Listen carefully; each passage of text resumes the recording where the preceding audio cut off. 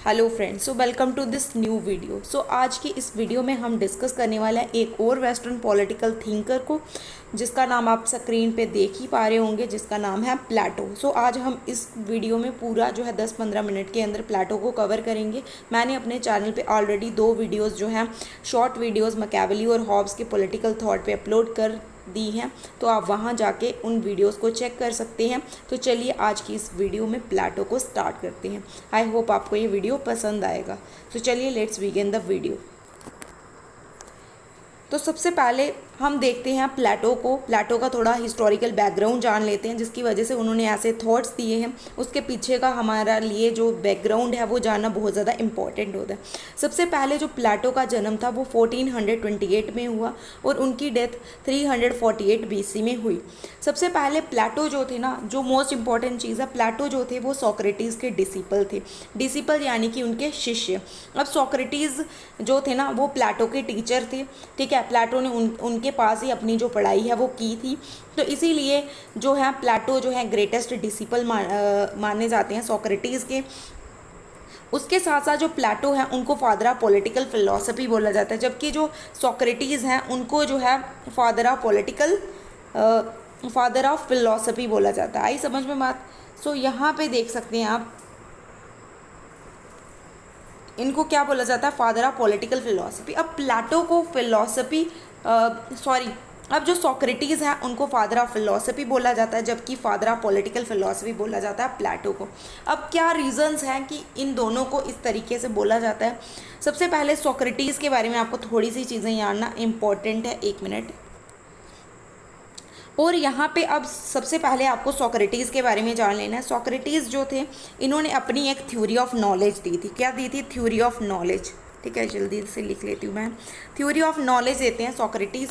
Socrates का main M क्या था? सोक्रेटिस बताते हैं कि कैसे हम एक अच्छी ज़िंदगी जी सकते हैं, और इसके लिए उन्होंने एक मेथड बताया कि हमें जो है अच्छी ज़िंदगी हम तभी जी सकते हैं जब हमारे पास नॉलेज होगी। और नॉलेज हमारे पास कैसे आएगी? जब हमारे पास क्या होगा, इन्होंने एक मेथड प्रपोज किया, डायलैक्टिक्स। डायलैक्टिक्स यानी कि मेथड ऑफ लॉजिकल रीजनिंग।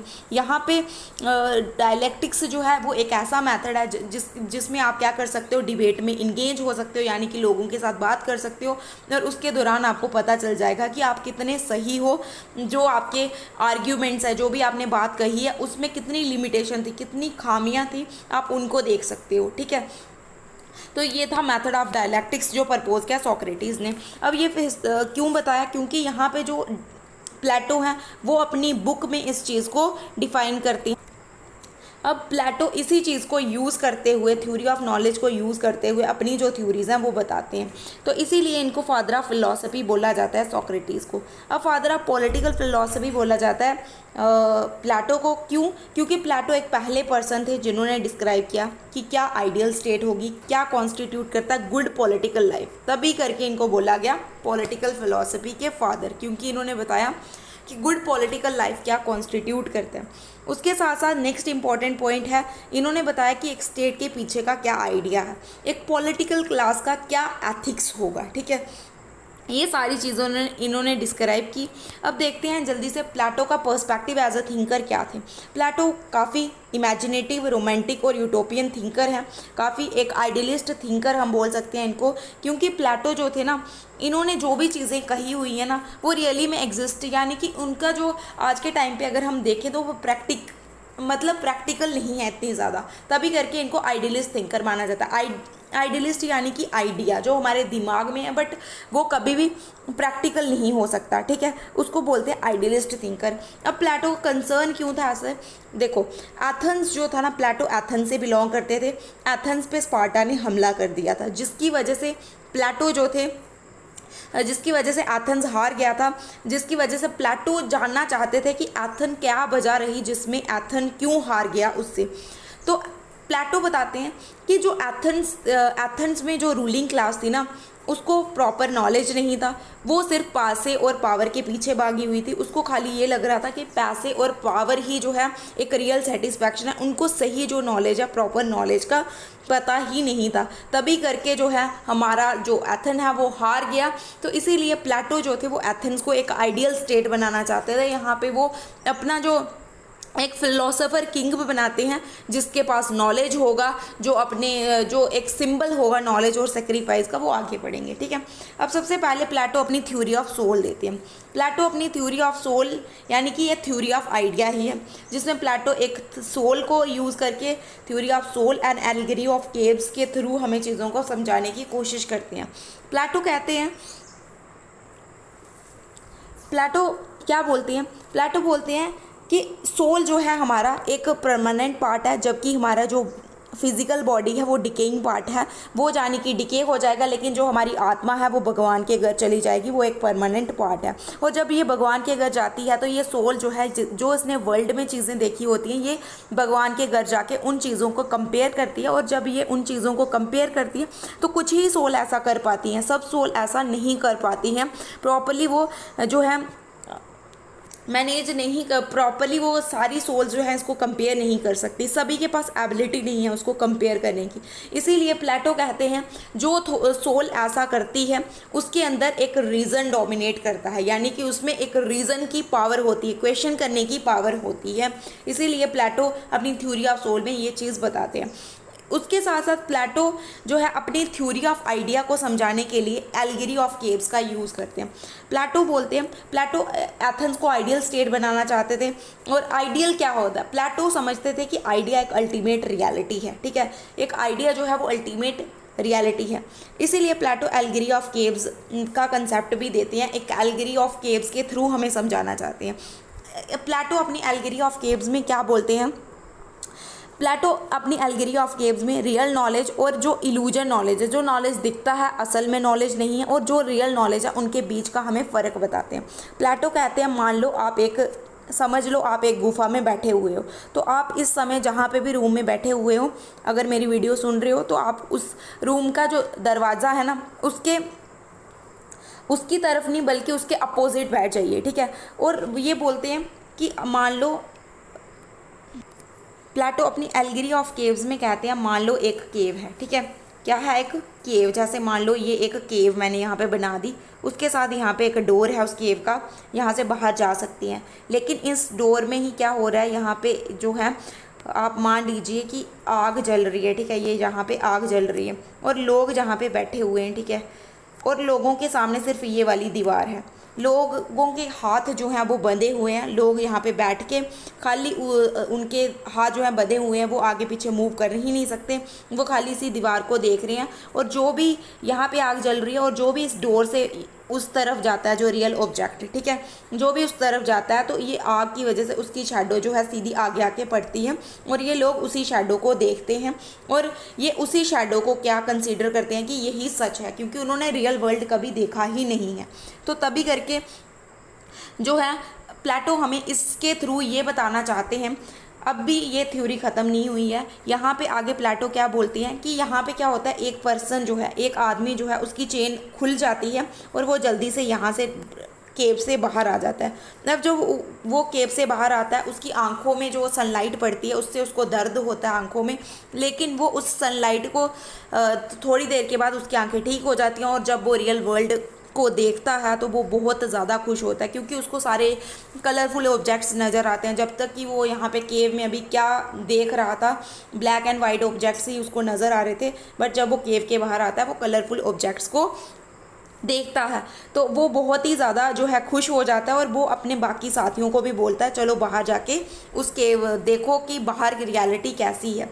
तो इसीलिए सभी भी बाहर जाते हैं और सारे देखते हैं कि रियलिटी क्या है। तो अपनी प्लेटो इस थ्योरी से प्लेटो क्या समझाना चाहते हैं इस एल्गेरी ऑफ केव से, कि ऐसे ही जो हमारा जहाँ पे हम इस समय हैं तो वो हम इल्यूजन नॉलेज में हैं, लेकिन जो रियल नॉलेज है वो हमें जो है इस थ्योरी के थ्रू वो समझाना चाह रहे हैं कि अभी तक हम भी एक डेन ऑफ इग्नोरेंस में थे। जब हम यहाँ से बाहर निकले तो हमने रियलाइज़ किया कि देखो कि इसके बाहर भी क्या क्या चीज़ें थी। अब प्लेटो एक फेमस स्टेटमेंट देते हैं यहाँ पे, reality is the shadow of idea, कि जो हमें सच दिखता है वो एक आइडिया है शैडो का, वो एक परछाई है किसकी, आइडियाज़ की। जो सच है उसके पीछे जो है एक आइडिया उसकी जो सच हमें दिखता है ना वो परछाई है किसकी, आइडिया की। ये एक फेमस स्टेटमेंट है जो मैंने यहाँ पे कोट कर लिया। अब चलिए नेक्स्ट चलती हैं। अब यहाँ पे आप समझने की कोशिश कीजिए इस फ्लो चार्ट के थ्रू। अब प्लेटो अपनी जो थ्योरी ऑफ सोल है वहाँ पे समझाते हुए बोलते हैं कि मैन की पर्सनालिटी जो है, ठीक है, जो मैन की पर्सनालिटी है वो दो पार्ट्स में बताते हैं कि एक मैन की फिजिकल पर्सनालिटी है, दूसरी स्पिरिचुअल है।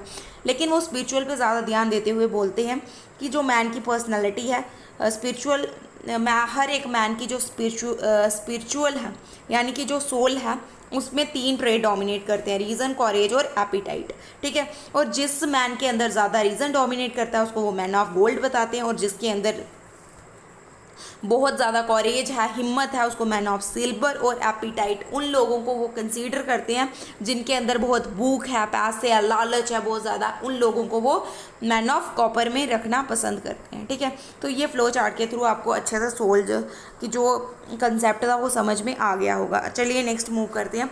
अब प्लेटो अपना थ्योरी ऑफ जस्टिस देते हैं अपनी एक बहुत ही फेमस बुक जिसका नाम है रिपब्लिक। प्लेटो इस बुक का जो सब टाइटल है वो रखते हैं कंसर्निंग जस्टिस।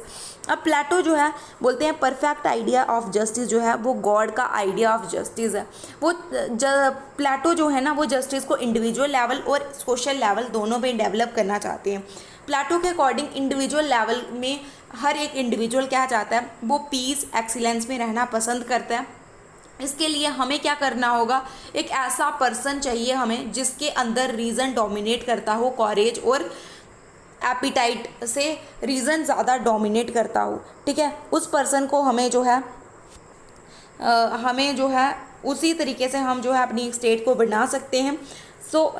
इनके अकॉर्डिंग जो रीज़न है, जिस इंसान में ज़्यादा रीज़न डोमिनेट करता है 2 एलिमेंट से, वही पर्सन क्या कर सकता है, एक पीस ला सकता है, एक्सीलेंस ला सकता है एक स्टेट के अंदर, ठीक है। लेकिन इस चीज़ को पहचानें कैसे कि किस आत्मा में रीज़न ज़्यादा डोमिनेट करता है, किस आत्मा में कॉरेज ज़्यादा है और किस आत्मा में एपिटाइट ज़्यादा है। तो इसको जानने के लिए वो एक सोशल लेवल पे जस्टिस को इस्टाब्लिश करना चाहते हैं। उनके अकॉर्डिंग अगर हमें सोशल जस्टिस करना है, ठीक है, सोशल लेवल पे हम जस्टिस कैसे इस्टाब्लिश कर सकते हैं कि सभी लोग अपना अपना काम करें, यानी कि कोई भी एक पर्सन जो है दूसरे व्यक्ति के काम में इंटरफेयर ना करे। यानी कि अगर मेरे अंदर जो है मेरे अंदर एक जो है ट्रेट है कॉरेज का, मैं बहुत हिम्मत वाली हूँ, तो मुझे हिम्मत वाली ही काम करनी है, मुझे यानी कि सिक्योरिटी करनी है कंट्री की। लेकिन अगर मैं एक एपिटाइट क्लास से हूँ तो मुझे एपिटाइट क्लास में, अगर मैं रीज़न में बिलोंग करती हूँ तो मुझे रीज़न में ही रहना होगा। मतलब हमें जो है किसी भी क्लास को एक दूसरे की क्लास में इंटरफेयर नहीं करना है, क्योंकि इससे जो है हम जो है सोसाइटी यानी कि सोशल लेवल पे जस्टिस को एस्टैब्लिश कर सकते हैं। और वो ये भी कहते हैं कि जस्ट सोल वही सोल है जो अपना काम करे, यानी कि दूसरों के काम में इंटरफेयर ना करे।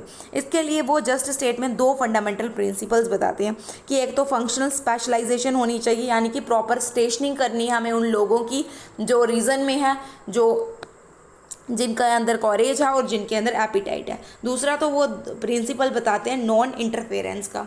अब जो प्लेटो अपनी एक बहुत ही फेमस कोट है, state is individual writ large, इसमें प्लेटो क्या बताना चाहते हैं कि एक जो स्टेट है ना वो एक कैपिटल लेटर है और जो एक इंडिविजुअल है वो एक स्मॉल लेटर है। उनके अकॉर्डिंग जो कैरेक्टर है एक स्टेट का वो उसके इंडिविजुअल पे ही डिपेंड करता है। जिस तरीके के इंडिविजुअल्स होंगे उस तरीके की वो स्टेट उभर के हमारे सामने आएगी।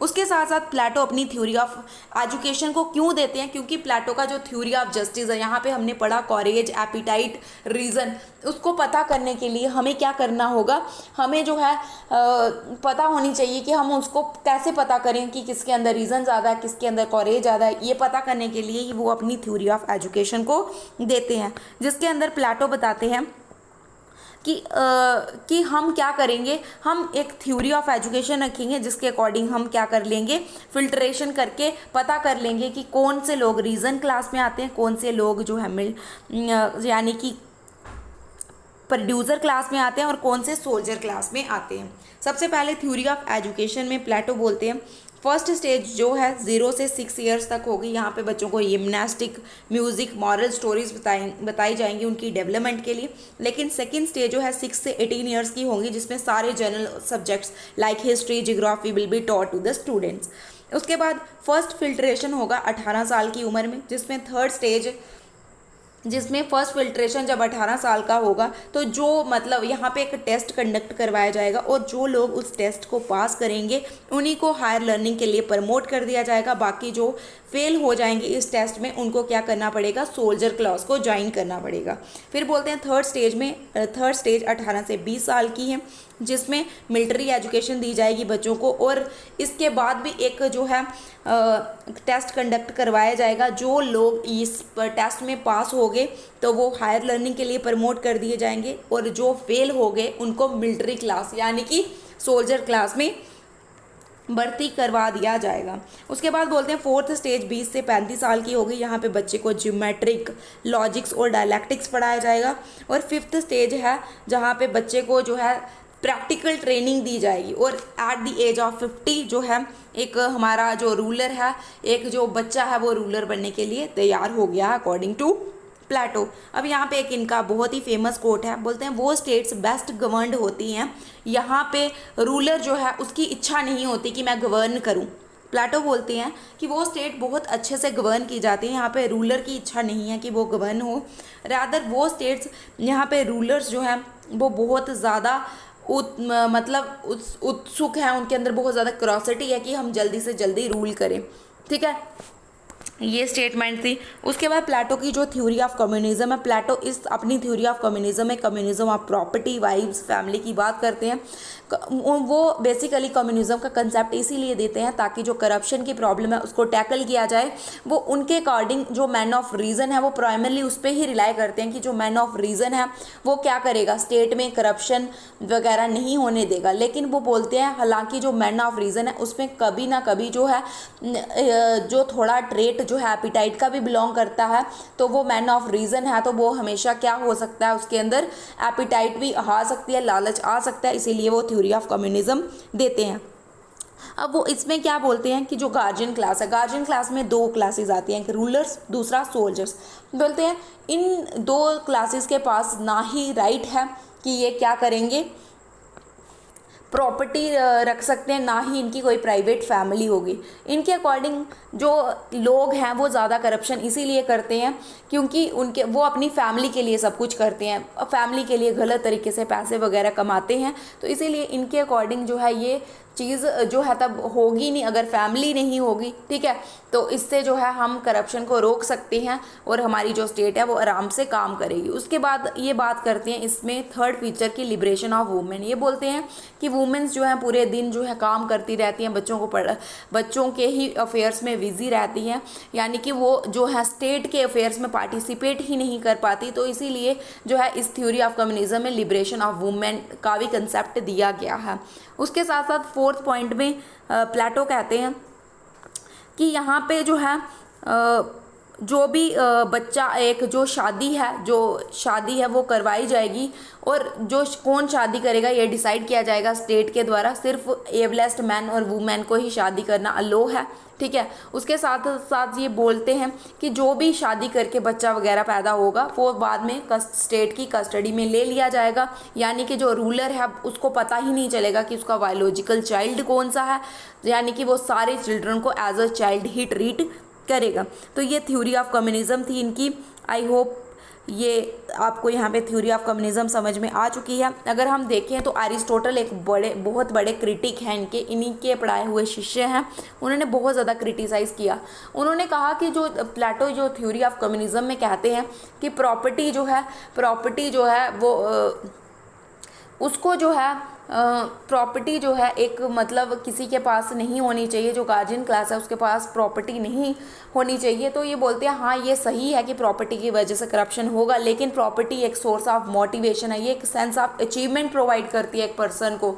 ठीक है, तो ये गलत है कि आप किसी भी पर्सन को वंचित करें उसकी प्रॉपर्टी से। सेकंड ये बोलते हैं कि आप जो फैमिली को क्रिटिसाइज़ करते हैं कि फैमिली होगी तो एक जो है फैमिली नहीं होनी चाहिए, बोलते हैं फैमिली एज एन इंस्टीट्यूशन उसकी बहुत ज़्यादा इंपॉर्टेंस है, बहुत ज़्यादा रेलिवेंस है सोसाइटी में। तो इसीलिए ये सारी चीज़ें जो हैं एरिस्टोटल इनको क्रिटिसाइज़ करते हुए बोलते हैं। तो ये था आज का सारा वीडियो। आई होप आपको प्लेटो का एनालिसिस पसंद आया होगा। तो चलिए मिलते हैं नेक्स्ट वीडियो में। Till then bye bye.